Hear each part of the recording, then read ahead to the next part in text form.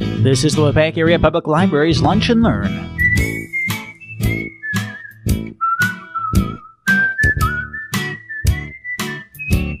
Well, good afternoon. Good to be back with you here in Waupaca at the library. This is a great library. You know that. And, we have a good one too. I'm from Oshkosh, Wisconsin, and do some of these talks about the Oshkosh library also. But I'm happy to be with you again, and I want to welcome you to what I like to refer to another one of my great moments in history presentation. Can everybody hear me okay up to now? Good, okay. Because since 1999, I have created a variety of 13 different subjects of interest to me about historical events. And today I'd like to share one of those events with you entitled The Building of the Erie Canal. 202 years ago, construction of the Erie Canal began in 1817. It took 8 years and thousands of workers to complete and opened in 1825. It was built to create a navigable water route from New York City in the Atlantic Ocean to the Great Lakes, and is considered the engineering marvel of the 19th century. When the federal government concluded that the project was too ambitious for them to undertake, the state of New York took on the task of carving the canal through the wilderness with nothing but muscle power of men and animals. Solving engineering problems required sheer genius. It involved draining swamps, constructing aqueducts and locks, making cement that hardened underwater, and clearing forests. It was a man-made waterway spanning valleys and rivers, channeling through hills of solid rock or climbing over them, flowing across marshes and thickly wooded forests, all the way across New York State. And it seemed to be a preposterous idea at the time. Even President Thomas Jefferson, usually several thoughts ahead of his time, believed that such a canal could not be realistically considered for at least another century. And yet, the Erie Canal was built and it worked, just as its inexperienced builders believed it would. For the first time in history of the United States, a cheap and fast route ran through the Appalachians, the mountain chain that had so effectively divided the West from the East of early America. And with this breach, the fertile interior became accessible. The great inland lakes of America were linked to all the seas of the world. On June 6, 1777, the idea of a canal was first discussed by Gouverneur Morris, a member of the First Continental Congress, during our War for Independence.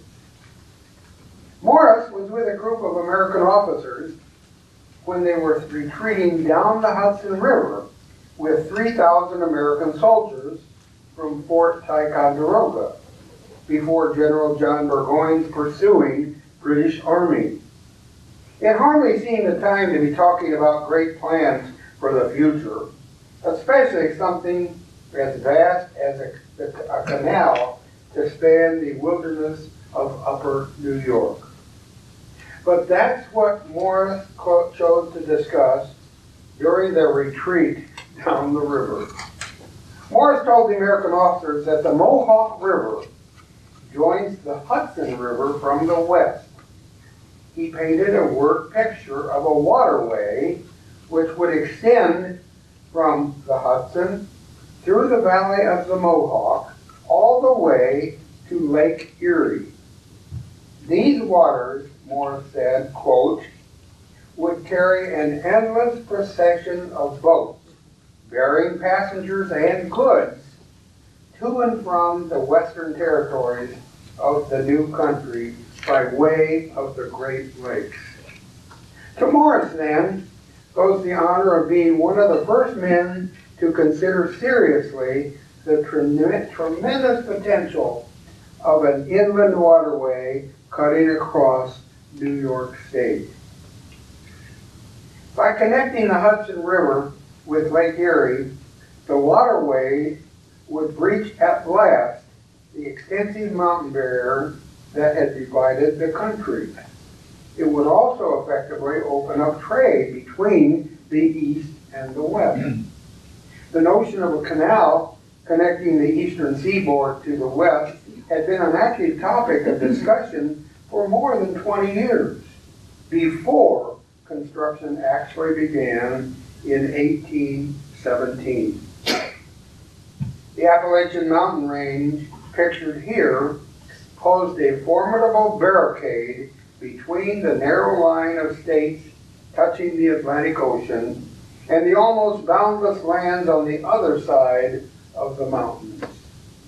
While rivers often lead the people on opposite sides of their banks to join in forming one community, populations divided by mountains tend to become separate nations, unless some easy means of communication exists between the two. George Washington was keenly aware of this risk.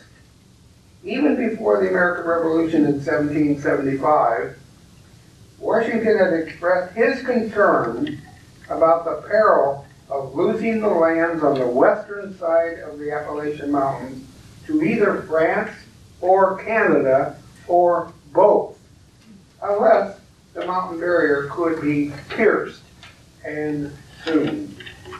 If nothing were done, the young United States would be left squeezed between the mountain and the sea, a constricted minor league nation compared with the growth and power developing on the other side of the mountains. The great need was for a new and easy road through the mountains.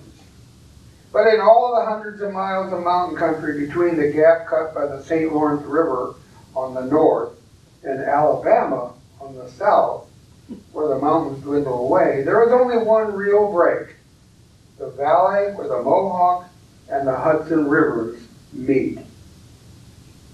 The Hudson River, part of the route, was all a traveler could ask for. Nature had made it deep and wide and calm, with little current. The Mohawk River was different. It was dangerous in high water and impassable in low.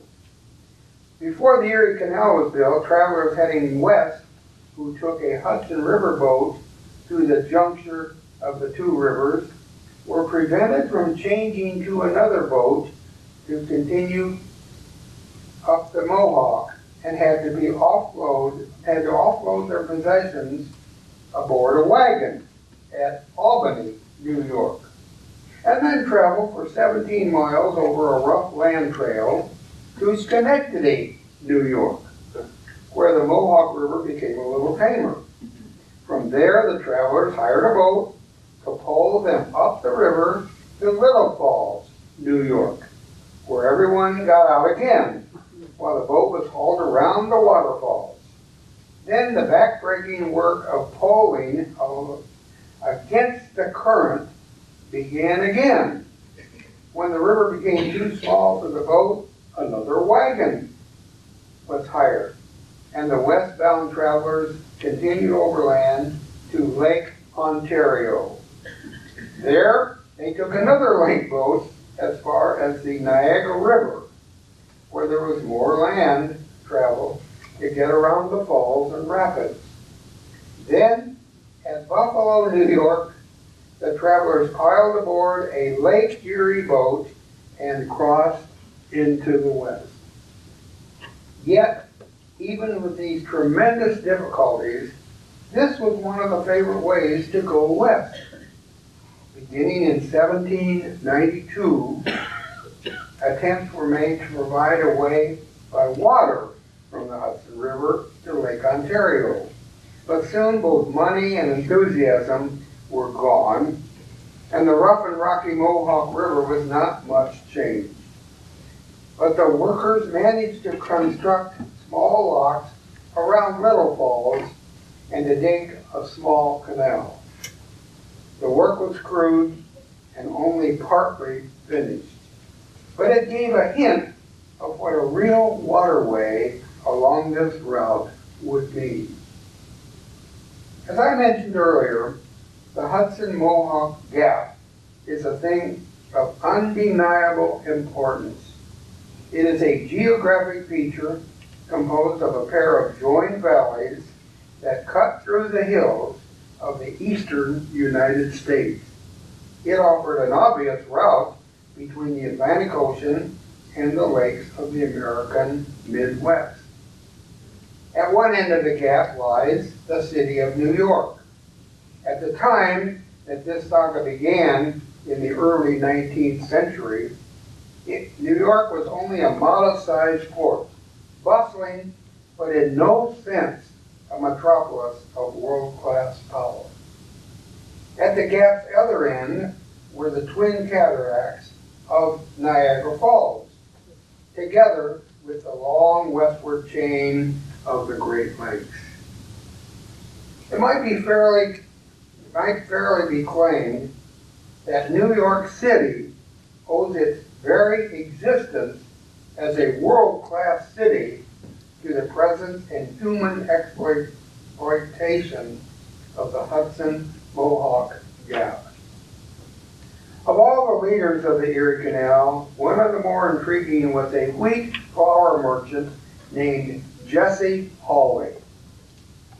In 1805, Hawley was grumbling about his inability to send his flour cheaply and efficiently from his mills in Seneca Falls, New York, down to the bakers in New York City. The roads were terrible. In summer, the old Indian trails were chokingly dusty, or the low-lying parts mosquito-filled swamps. And in the winter, the roads were often blocked by deep snows. The only alternative to Hawley was the river, except that the tolls then being charged by a company which had built a small number of bypass locks on the Mohawk were outrageous. There was no doubt, Hawley declared, that this part of New York State could survive and prosper only if a canal was to be built that would slice down the valley of the Mohawk to the point where it joined the Hudson River. Long a proponent of efficient water transportation, Hawley had gone bankrupt trying to get his products to market.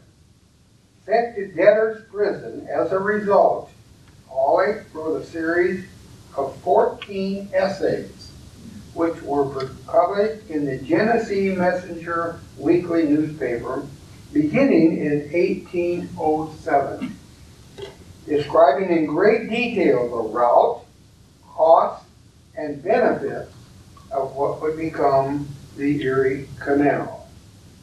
These essays were all concerned with the future of the region. They were well considered and elegantly written. Were a canal to be built, Hawley wrote, quote, "The trade of all the lakes in North America would center at New York City for their common mart. And in a century, its island would be covered with the buildings and population of its city." End quote. Hawley was also quite specific, offering in great detail recommendations for the route the canal might follow.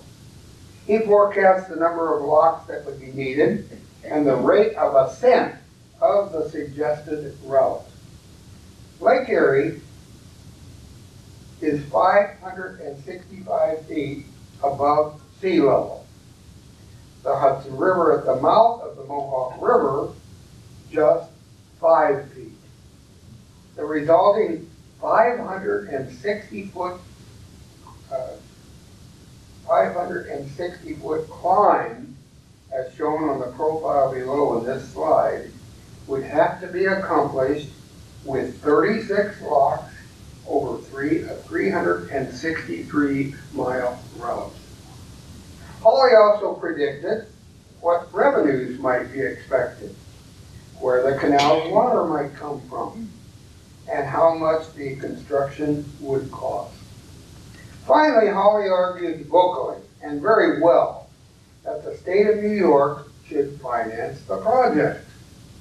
As badly as the canal proponents wanted federal funds for the canal project, they needed a local champion even more.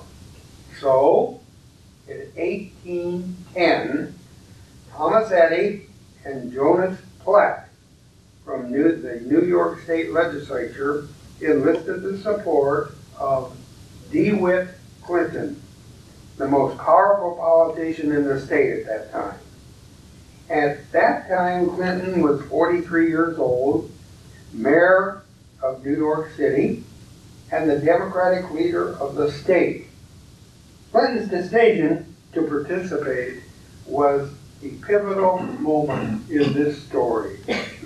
He was the one individual with the political skill and intellectual authority to turn Gouverneur Morris's bold vision into reality. Once Clinton considered the possibilities, he was willing to put his entire future on the line for the canal. His firm leadership, his extraordinary eloquence, and his brilliant analytical capabilities brought the boundless benefits of the canal to New York State and ultimately to the United States of America. There might never have been an Erie Canal without Clinton's unwavering support. The financing of the Erie Canal was as original and brilliantly successful as its technological features.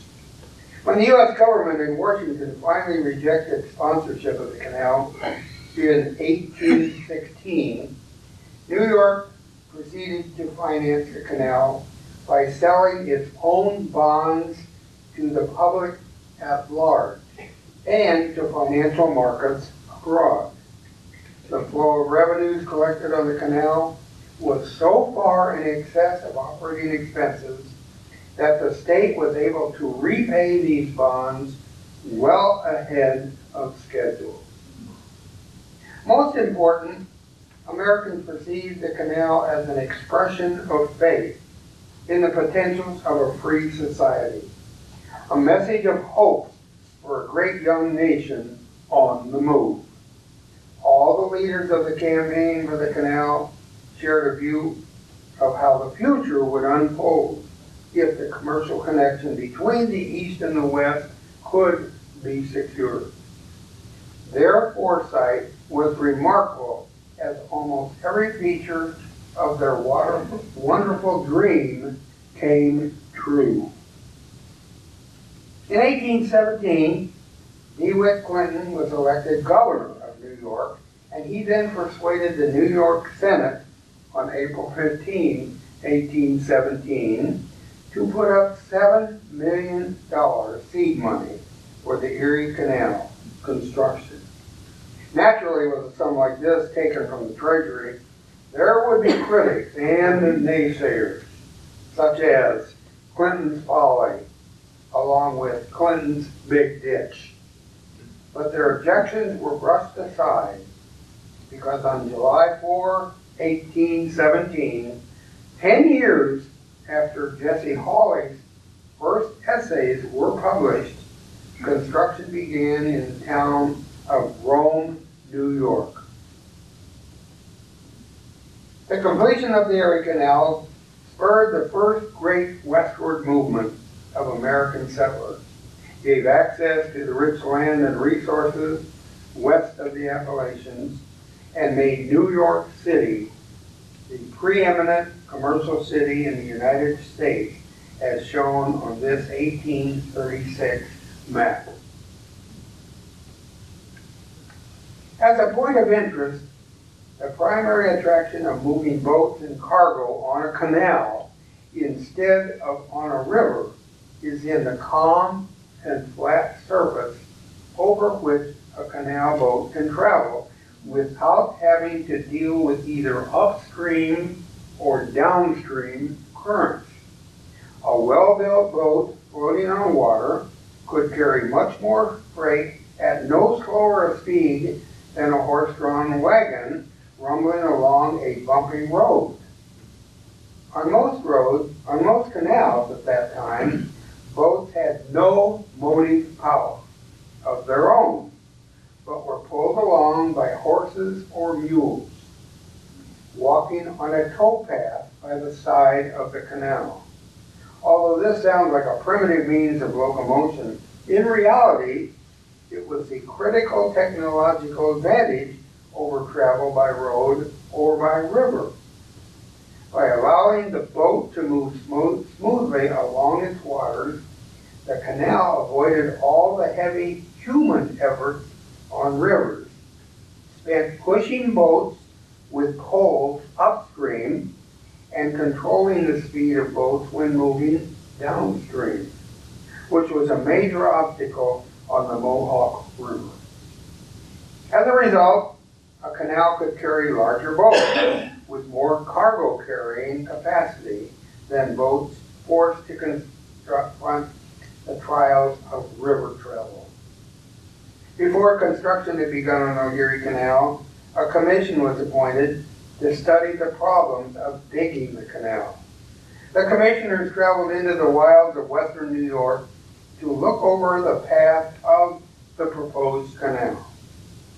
After a survey, they recommended that the waterway run beside the Mohawk River only as far as Utica, New York, and from there continue on to Lake Erie in its own path.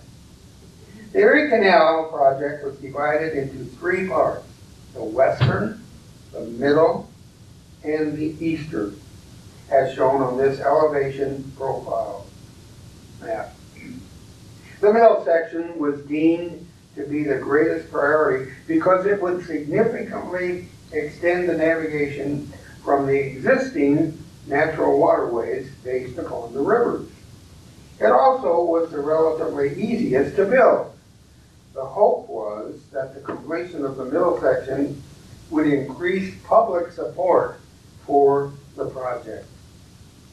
The wilderness village of Rome, New York, at first glance, might seem an odd place to start digging a canal.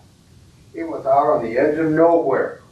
Materials and tools would have to be hauled into Rome over difficult trails and waterways, or fashioned on the spot. But it was the town nearest the upper limit of navigation on the Mohawk River, and it was also near the middle section of the canal, where the digging would be the easiest.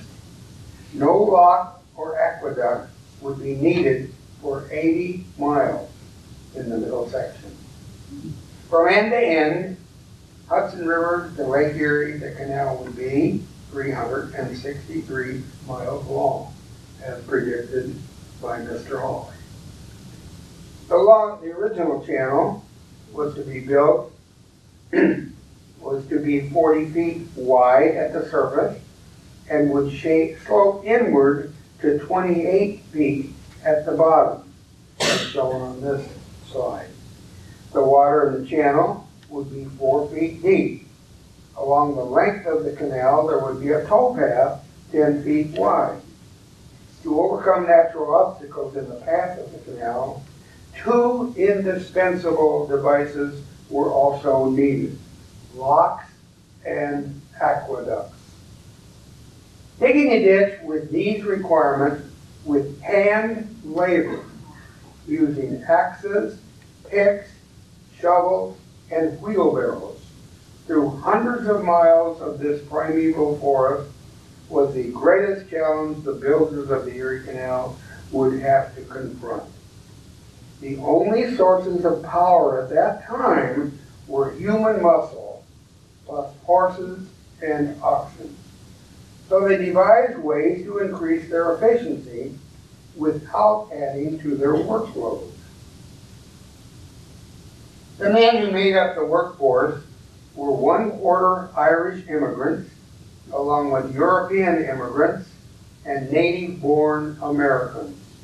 They were paid 80 cents a day, plus room and board.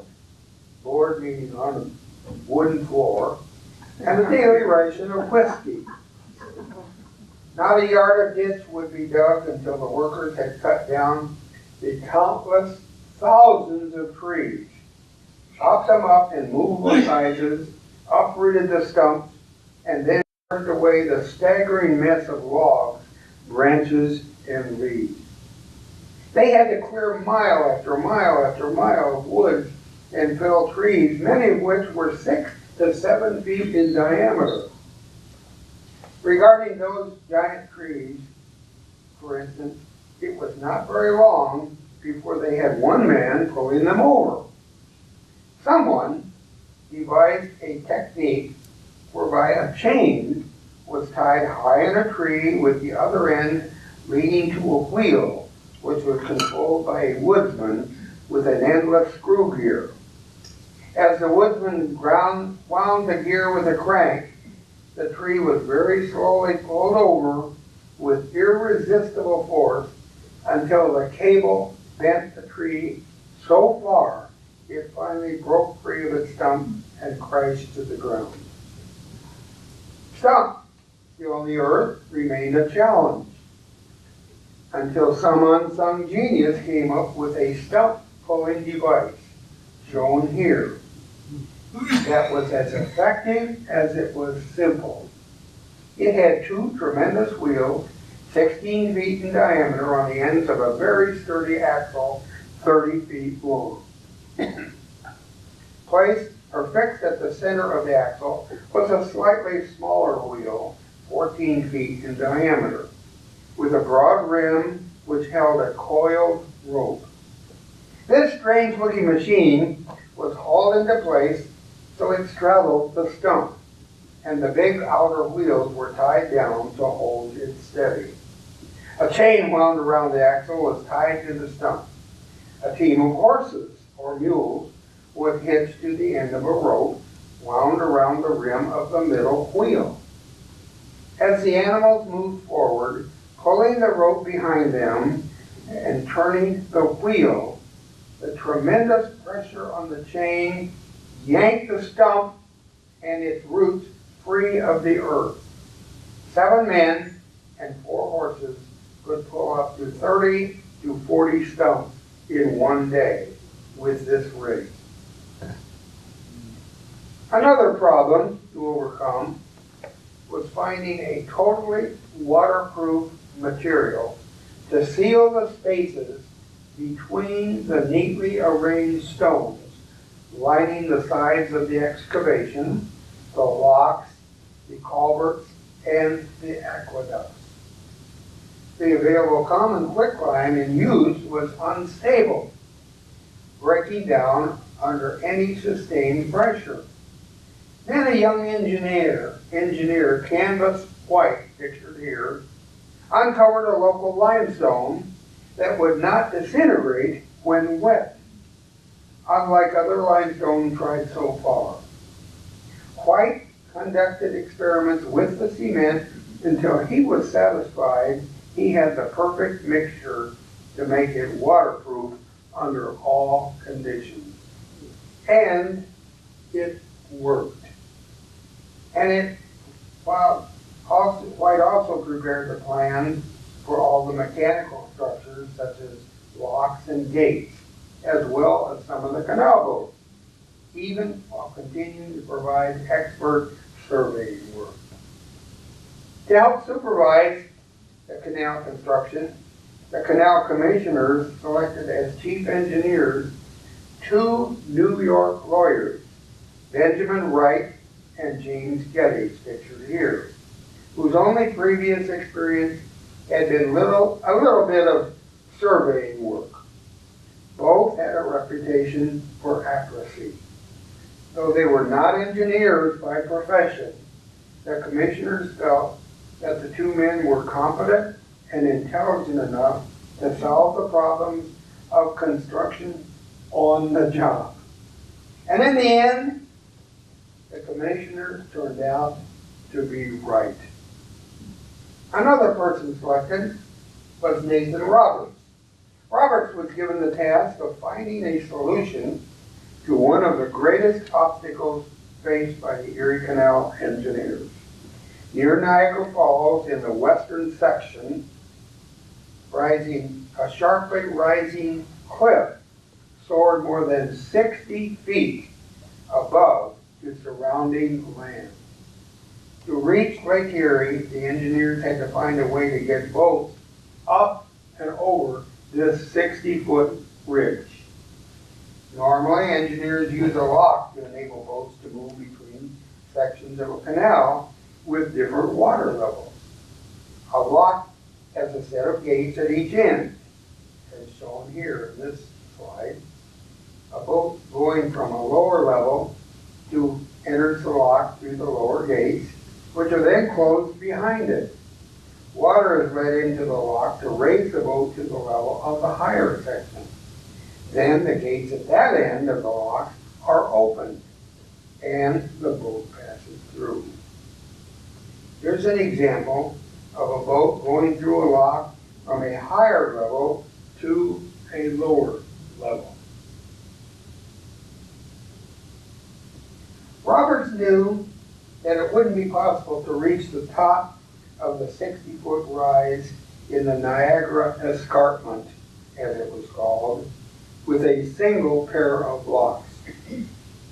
Accordingly, with no one to help him and no guidance except for a few books, he designed a double set of 5 locks that resembled a flight of stairs, one set for eastbound and one set for westbound travel, shown here.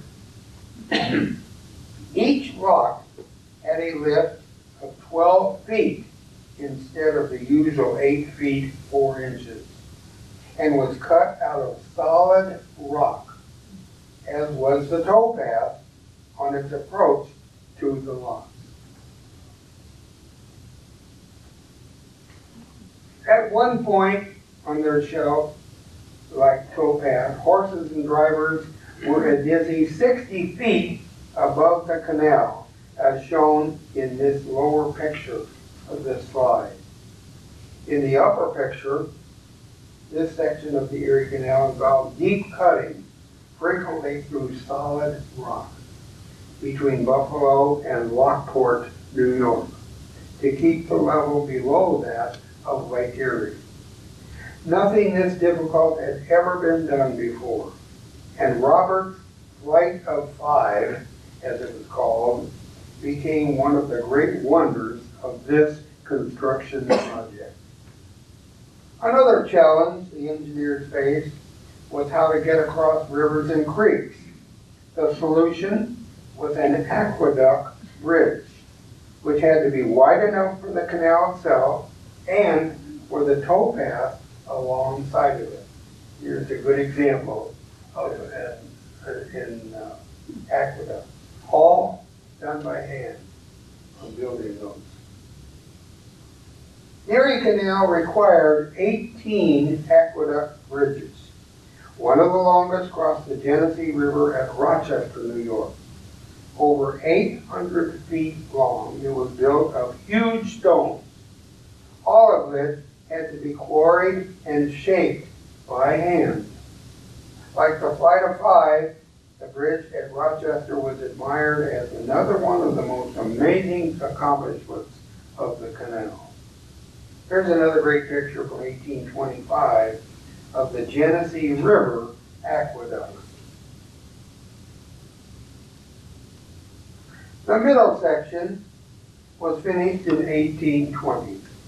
Continuous transportation was now available to shipping and travel through the country at the western end through to Rome and onward into the eastern section as far as Utica.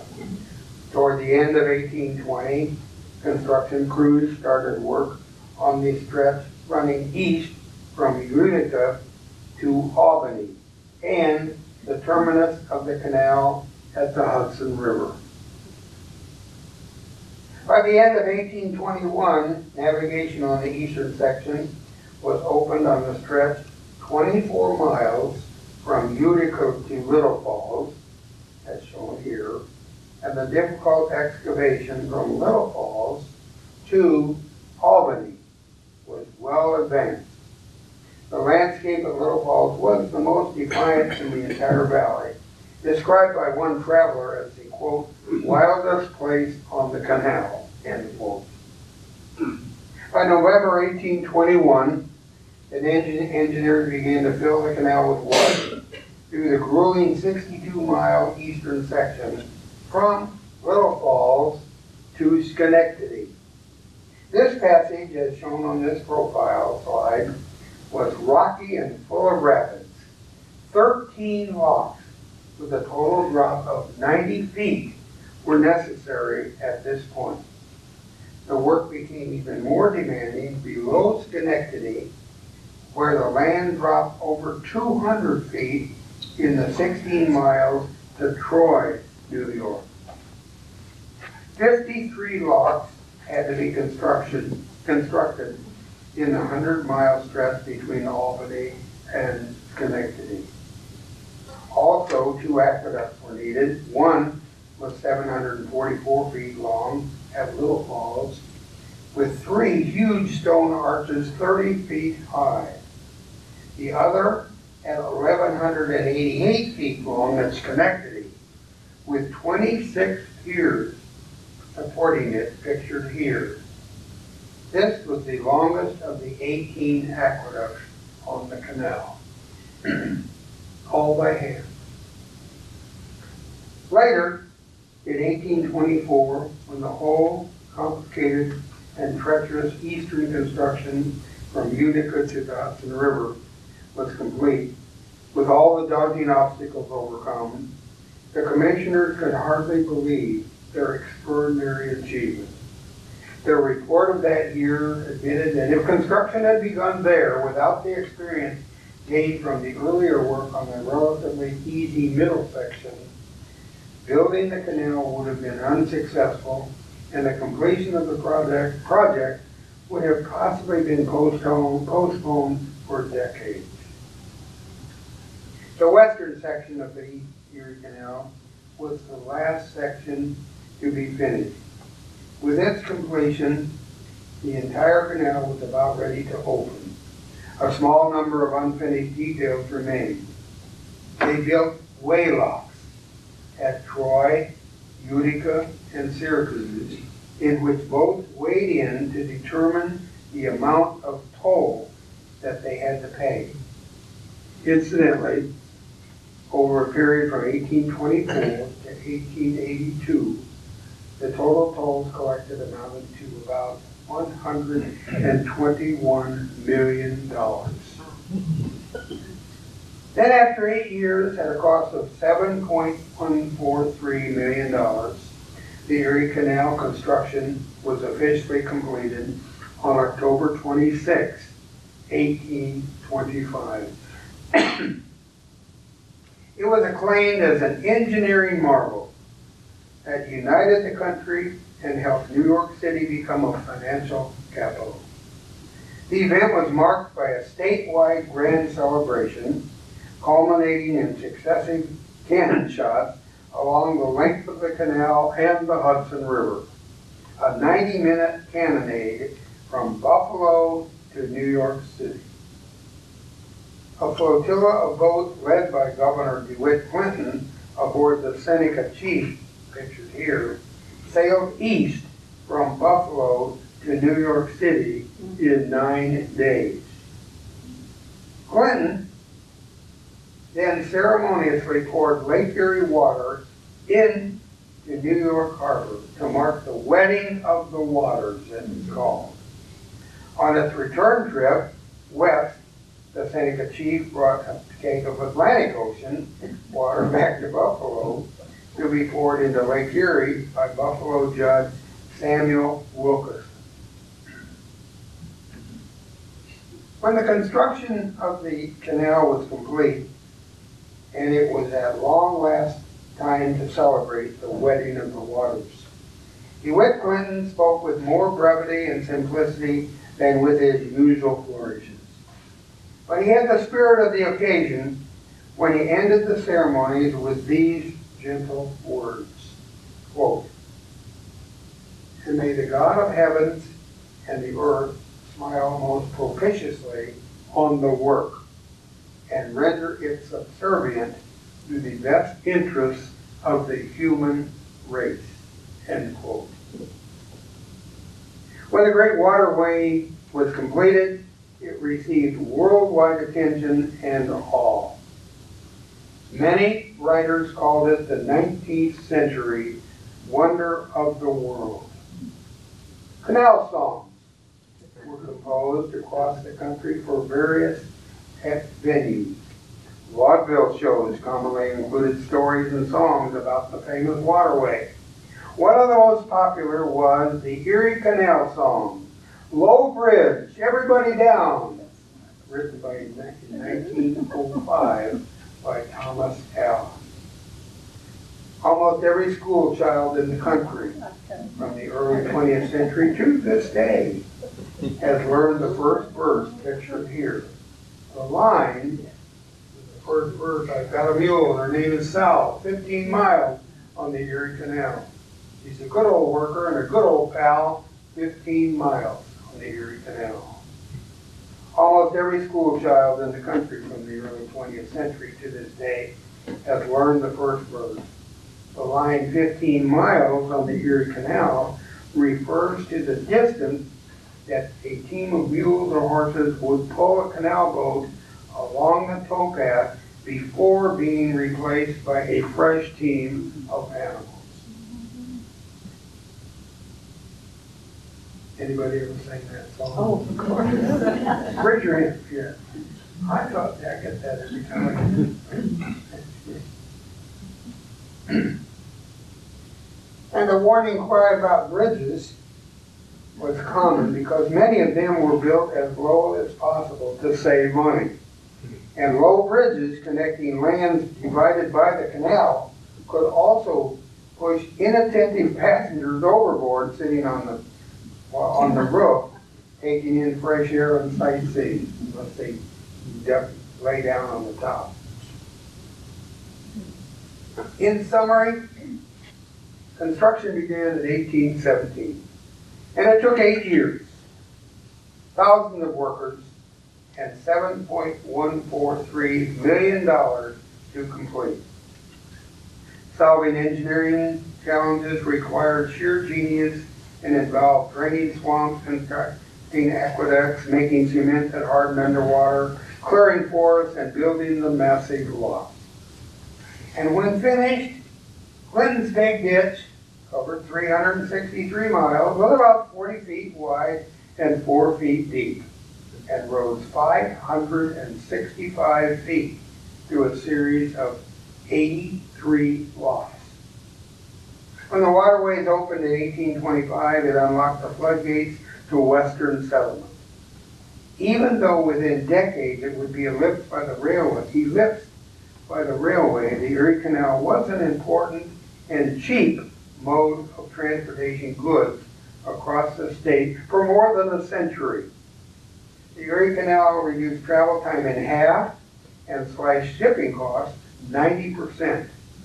The typical cost for moving goods over land was about $100 per ton. Via the canal, the cost was $10 per ton. And within 10 years of the canal's opening, that cost had dropped to $4 per ton. Tolls collected recouped construction costs in less than 9 years. By 1882, the canal was so successful financially, those tolls were abolished altogether.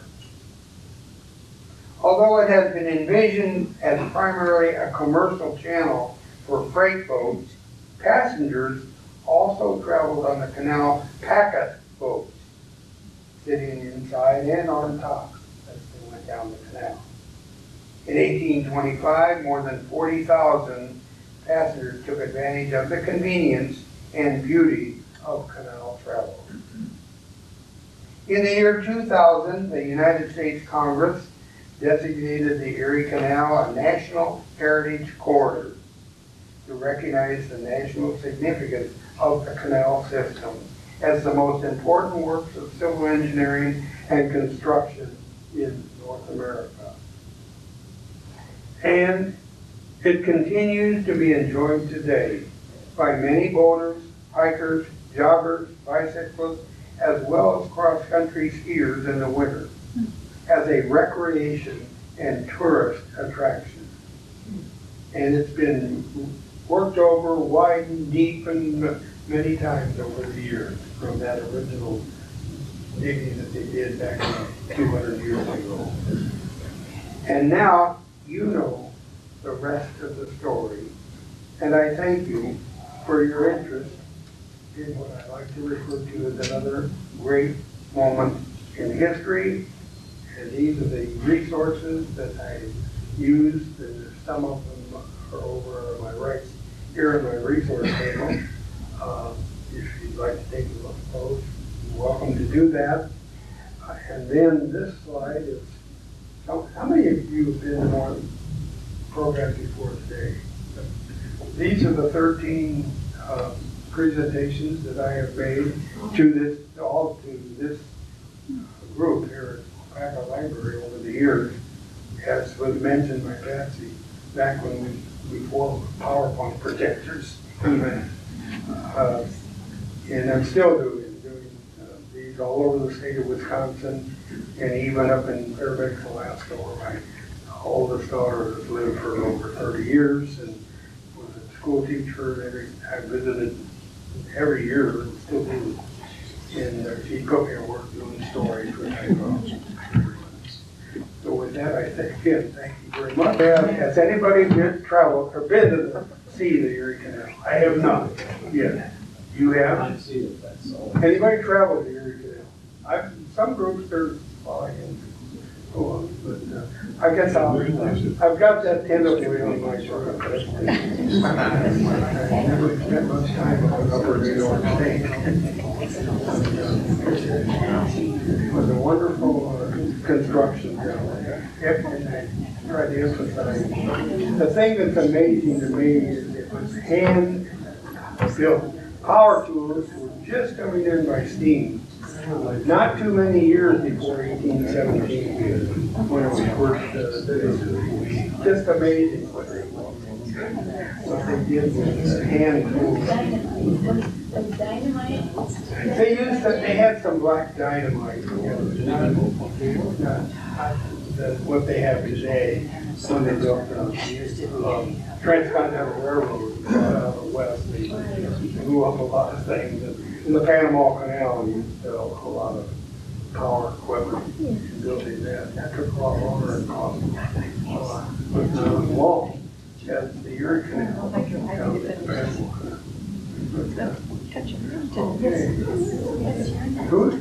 A number of you have heard some of these stories. Well, thanks again for coming, and maybe we can do a repeat of some of these. 5 or 6 of these are related to war, as you can see. One I really, some people ask me, what's your favorite? What's the one I'm doing today? But the one that I really, like people, this number 6. Shackleton's incredible voyage to the Antarctic. If you haven't heard that, that is the most amazing story of survival and under terrible conditions for 2 years by a man that got a boat sank down in the little sea. got all his men back to England after 2 years in the Heights. And then the other one that I'd like to try to get as many as I can is 13, Remembering the USS Indianapolis and her crew. And I'd like to share that with every high school child. There's a story in that story of a young boy, aged 11 to 14, who can't go through the whole story, but the captain of that ship was court-martialed for losing his ship 2 weeks before the war ended by a Japanese submarine that sunk his ship with 1,175 troops on board. And he was court-martialed for failure to zigzag at midnight. And this young man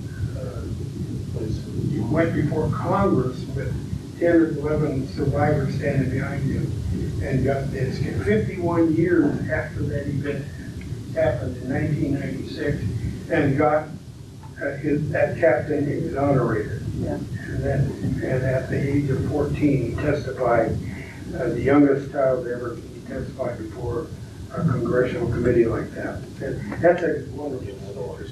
And tragic, the worst tragedy of the U.S. nation in World War II. So does that, any other comments or questions? I really thank you for having me, and come back every month for the program.